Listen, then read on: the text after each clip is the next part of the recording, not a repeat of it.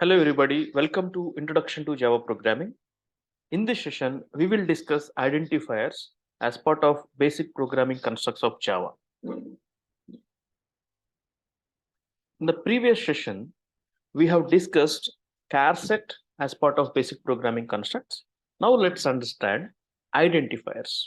Identifiers are unnamed words in a programming language. Let's understand more details about it. If you see a program, you will see so many tokens, which are nothing but the named words. So this program has several tokens. So let's list out actually. So what's public is one token, then class is another token, which you can see, which is like a word. Then we have first, which is the class name.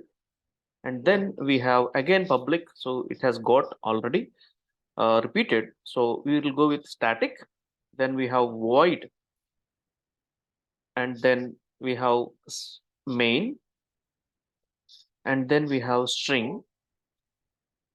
And then we have args. And later we have system. And then we have out.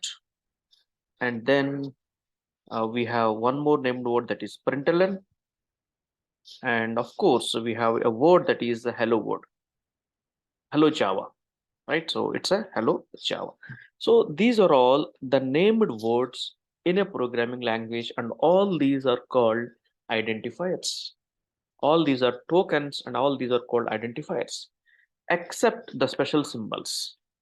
The special symbols such as curly braces, semicolon, parenthesis, everything else you can see as an identifier. Okay, so these identifiers are different kinds.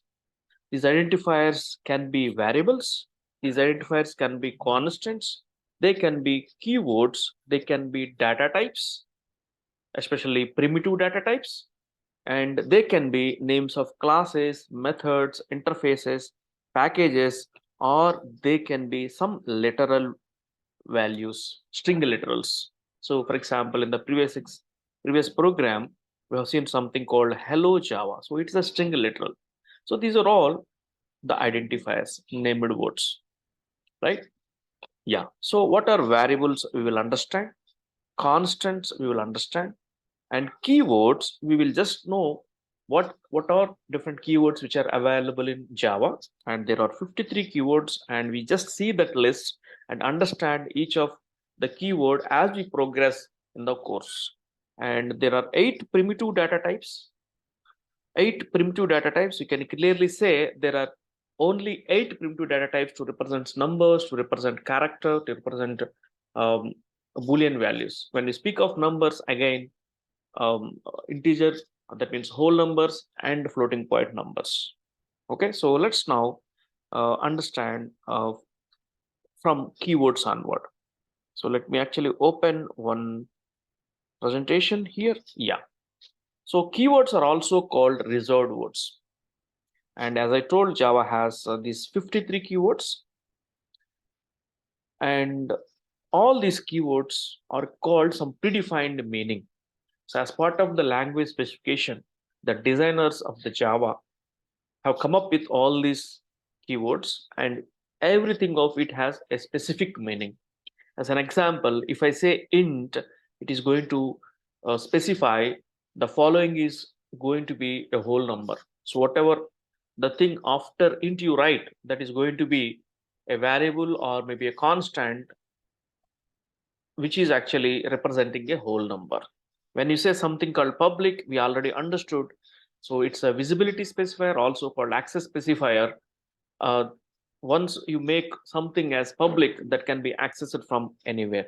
Like that, each and everything is having a predefined meaning. As part of the basic programming constructs, there are at least 20 keywords. As part of class uh, definition and class related, we have few. Object related, we have few. Exception handling, we have 5 keywords. Like that, based on the concept, we will actually categorize the keywords and we will understand all the 53 as of now. So keywords are also called reserved words, which have a predefined meaning in the language. So a reserved word or a keyword cannot be used as a variable because it has a predefined meaning. You cannot use this as a variable. Let's understand what is variable also. Yeah, so before actually going to understand variables, etc., what are different rules to write identifiers? So this is very basic. If you have knowledge of any previous language like C, C++, or Python, you might have already understood. Otherwise, these rules will applicable for any programming language, and let's understand. And yeah, so before we go and see the rules, let's observe what are all the tokens we have used actually. See here, almost all tokens have been used with just letters, English alphabets. We have not used numbers or special characters over here. Now it will actually give you a clarity when actually we go through these particular rules. Yeah, so these identifiers can contain letters. Letters mean capital A to Z and small a to Z. They can contain digits, that is 0 to 9, and can contain underscore and dollar sign. That's it. So an identifier can be combination of letters, digits, and only two special symbols are allowed, the two underscore and dollar sign. So you cannot use any other special symbol or special character as part of a identifier or a named word. And mostly we use letters so that it is easy. Sometimes we will say A1, A2, A3, S1, S2, S3, right? So the combo of letters and digits will work. Sometimes when you have more than two words, then you will actually associate with underscore, right? For example, I can say max age, max underscore age. Okay, first page, first underscore page, first name, first underscore name. Like that, underscore also can be used to join two words. In fact, a dollar sign also can be used as part of your identifier. But you cannot use spaces. There cannot be any spaces. So these identifiers cannot contain white spaces. If you are writing first space name, then that is not considered as a valid identifier. That means it's not a valid variable, constant, keyword, or a valid name. And identifier cannot also begin with a digit. They must begin with a letter. You cannot begin with a digit. You can actually begin with dollar and underscore also, but not with a digit. Okay, so you cannot write int 1 ABC, but vice versa is possible. Int ABC1, that is possible. Okay, and they cannot contain white spaces, and Java is case sensitive language. That means it bothers about the case. So age in smaller case and age in mixed case or age in uppercase are different actually. So they are different variables. Okay, and the last one we have already seen. So keywords cannot be used as names of variables. Okay, so summary. What is a summary? For example, yeah, so I want to declare a variable like this here, string name. This is possible. This is a valid identifier. So if I want to say one name, so it's not possible because an identifier cannot actually start with a digit, but I can actually say with the dollar name, this is absolutely fine. Underscore name, this is absolutely fine. And then, for example, I want to say this as a first name. I cannot write like this because white spaces are not allowed. Okay, so either you combine it or you actually separate with the underscore. Otherwise, we can actually also use dollar. This is valid actually. And there is no limitation on the length. Initially, programming languages C have uh, length restrictions, but here we don't have length restrictions. Okay, so that's about the identifiers and the corresponding rules. Yeah. So coming to the tokens or the identifiers which are identified from our first program, where we are printing hello Java. So now what is public actually? So public is a keyword. So most of the things that you see in the first program are keywords only. What is a class? Class is also a keyword. So out of the 53 keywords, right? So these are all the keywords. And what is first? First is a name of a class. It's a name of a class. Which class? It's a user defined class. I am defining this class and I have written a main method in it and I have a statement that is getting printed. Okay, so names of classes, methods are also identifiers. Then static. So what is static? Static has a predefined meaning, so it's a keyword. And void is actually written type. Again, it's a keyword. Okay, so then main. So main is a name of a method.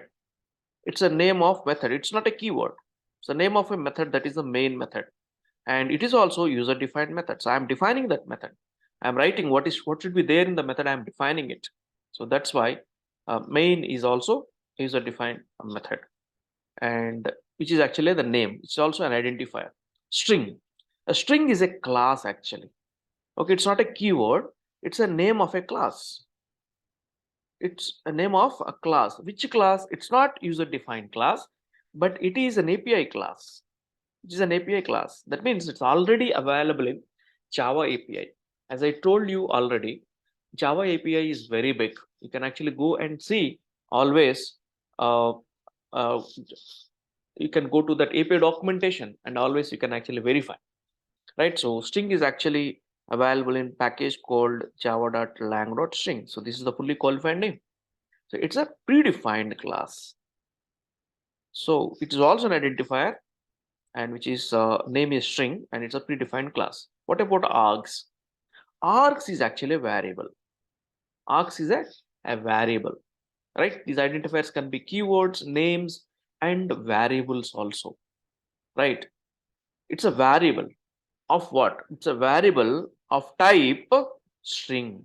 It's a variable of type string, and it's a array variable actually. So it is actually representing an array. What is the system? System is again name of class. It's a name of class, and which class? It's already available. We have discussed already on the lang package. It's already available in the lang package. So it's a predefined class, right? Then out. So what is out? So out is again a variable. It's a variable which is available in a class called system, right? And yeah, so it's a static variable, of course. If we go into deeper, this is a static variable. And now what is println? So println is a method name. So name of a method. It's the name of a method. So, and it's a predefined method. It's a predefined method. Okay, where is this method? It's not a custom method, just like main. It's a predefined method which is available in a class that is called print stream. This is available from a class called print stream. Okay, and finally, so there is a literal actually, and this is a string literal. Okay, we have 10 means it is an integer literal. Anything in double quotes is a string literal actually. Okay, so in the first program, we have so many named words which are nothing but identifiers. Some are keywords, some are names of classes, some are names of methods, some are variables, and what else is possible is constants. Of course, I didn't have any constant defined over here, but we can also have constants available in a class. Okay, so this is about the identifiers. Let's now understand variable and a constant. Okay, so what is a variable? So let me actually make up a new file and define a variable. Okay, so variable is something which is going to hold some data item. So variable is going to hold a data item in it. It can be of any type. Okay, item of any type. So for example, we have seen args actually. So args is actually holding a string type data, string array in our first program. So we have something like this, right? So string array args. So this is going to hold what? We have seen already command line arguments. This is going to hold string values, right? So variable is something which is going to hold or store data items of some type actually, of we can say some type. So that type we have to decide. As an example, if I say int x, this x is going to hold whole numbers. Okay, for example, I have something called double age. This age is going to hold some age actually. Okay, so it's a number, it's a floating point number because it's a double, right? It's a floating point number. So 8.5 years or 15.6 years, something like that. Okay, in the same fashion, we have some Boolean let's say status, and this is going to contain a logical value, either it is a true or false actually. So these are the Boolean values. Okay, so whenever I'm speaking of a variable, I am actually specifying its type also. So type is nothing but the data type. Okay, so these data types also identifiers. These data types are also identifiers. Of course, these data types are keywords. These are keywords, and out of those keywords, we have 8 data types, 8 keywords, which we call as a data type. Okay, so now here the point is, whenever you speak of a variable, you are associating its type also. So without type in Java, there is no variable that exists. So Java is a strongly typed language. We can actually say a strongly typed language. So strongly typed language means we have to specify clearly types. You have to clearly specify what is the type of the data you are working with. Whereas there are some languages which are loosely typed. As an example, JavaScript, which is loosely typed, Python, which is loosely typed. There you need not to mention the data type. Okay, so these are some understanding about the variable. Now, this variable has a property that is variable has a tendency to change. Tendency to change. Okay, for example, if I say int x equal to 10, it can be later. So somebody can write like this. So x equal to x plus 10. So x value is going to be how much? 20, right? So variable is something which varies during program execution. It varies during program execution. It has the tendency to change, to vary. So that's why the name has come as variable. Okay. Now let's understand 3 things about variables. One is variable declaration. Variable declaration. And then we will see a variable initialization. Variable initialization and variable assignment. Variable assignment. So most of the time we will be using all these things. So let's have actually the clarity about all this declaration, installation, and assignment. So in order to declare a variable, we must have to specify the type. So let me actually declare a variable that is called int. Let's say now I am saying age actually. So age I took now as integer. Okay, so which is going to take a whole number. Now I am going to take double salary. The salary I'm taking as a double value. So this is what declaration. So age is of type integer, salary is of type double, and name is of type string. A string is actually a class. It's sequence of characters. We can create string objects using the string class. So name is of type string, so it is going to hold a name. This is just declarations. Okay, you can declare Boolean values also. So Boolean status, and the status value either can be true or false. This is just declaration. I am not giving any value to it. Okay, so what is initialization? So initialization is something at the time of declaration. At the time of declaration, if you provide any values to it.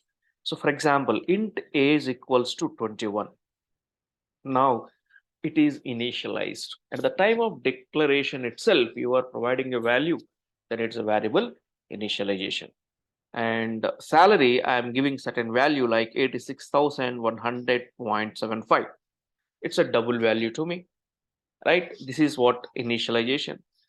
String name equal to, let's say, Java, and any string has to be specified with the double quotes. Okay, and Boolean status equal to true. So true straight away we have to give no single quotes, no double quotes. In fact, we have a char data type. We can actually say char ch equal to y.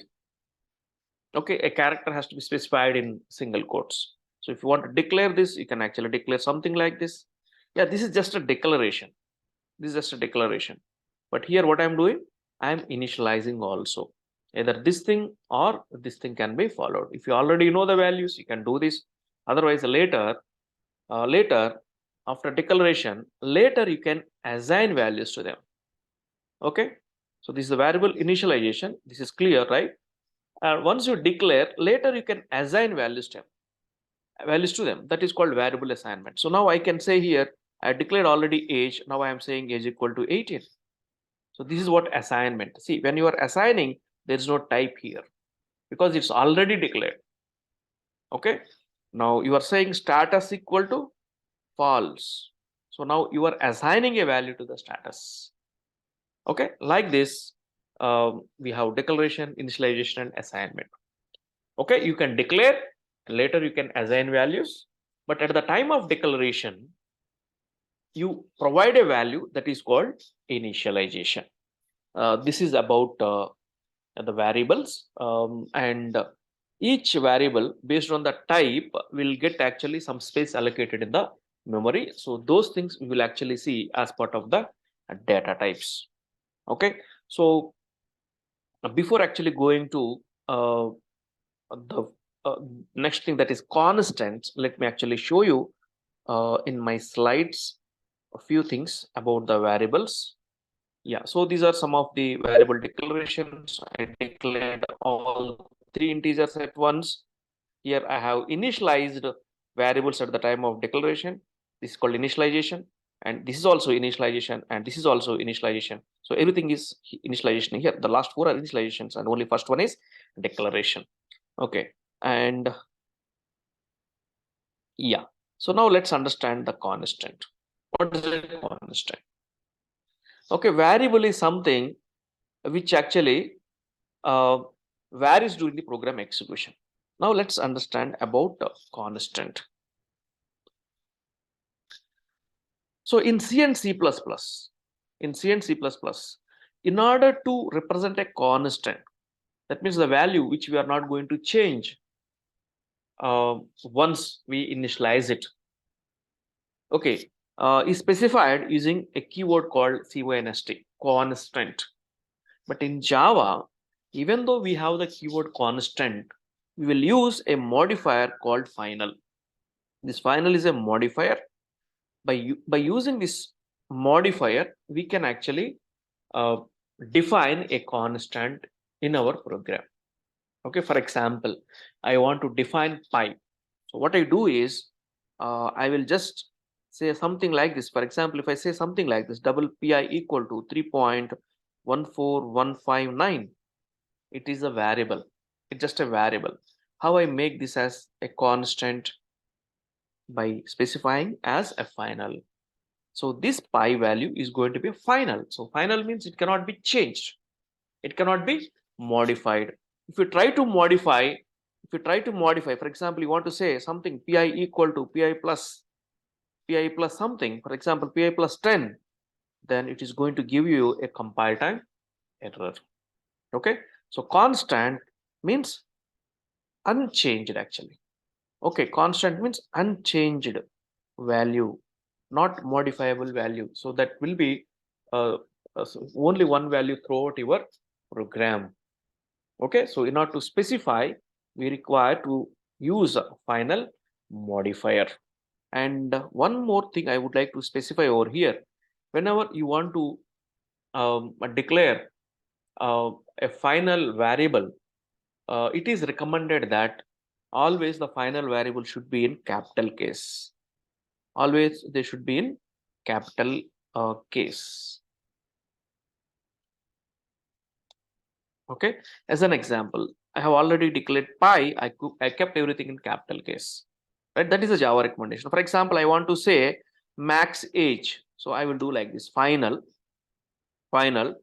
double max underscore age. It is more than one word, then I will separate with underscore. That is a Java recommendation. Max underscore age. So because it's a constant value, you have to give the value also, right? You have to provide the value also. You have to initialize because it's constant. Okay, later you cannot give a value, you cannot change it, right? And similar examples, for example, I want to say, yeah, max height. So I can say like this, max underscore height.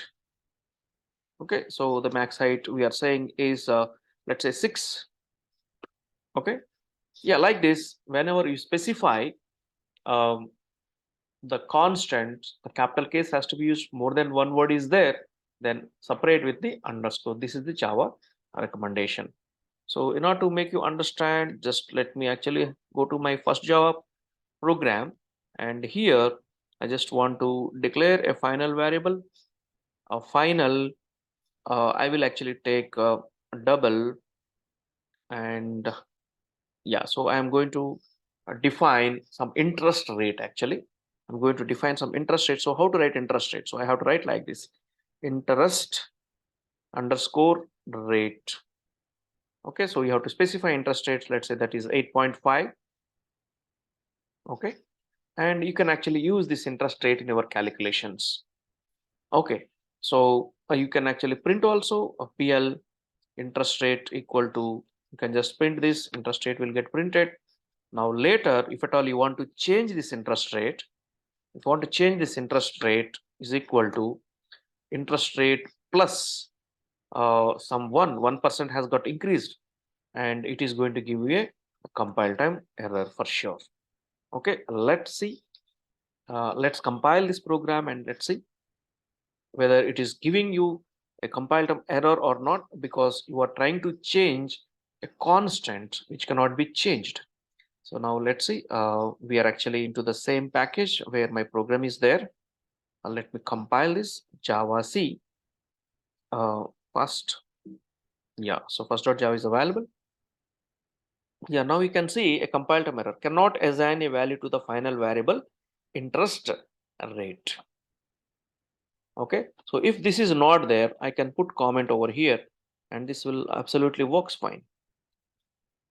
Let's see Java C first.java compiled successfully, and I can say Java first, and you can actually see 8.5 and hello Java is getting printed. So this is about the constants. So let me open my presentation here and show you the related information. Yeah, let me actually open here. It's here actually. So constant is an identifier, and its value cannot be changed. Okay, the compiler issue an error if you try to change, and we use final modifier to do that. And whenever you write, you have to use capital cases. Fine. Yeah, so let me actually go back to the code and identifiers. So variables we understood, constants we understood. There are 53 keywords, and data types we'll see in the next session. And how about names of classes? So it is easy to understand. In your program, your class name is an identifier. You just have to follow the rules which are mentioned. Your method names also identifiers. You just have to follow the rules. And later on, we'll be writing interfaces. We'll be creating enums. We'll be creating packages, and we'll be using literal values. All have to be follow the rules of this identifiers actually. Of course, your literal values can be anything. Your literal values can be anything. It can be with spaces, etc. also, because they are values. They are not programmatic words. Okay, that can be anything. So we can actually remove that also. But whereas the package names, interfaces, methods, classes, everything must have to follow the rules of the identifiers. Okay, so hope you have understood identifiers. Uh, Accept these data types. This data types is an important concept, so we will actually take up this as a next session. So thank you, and we'll see you with a new video.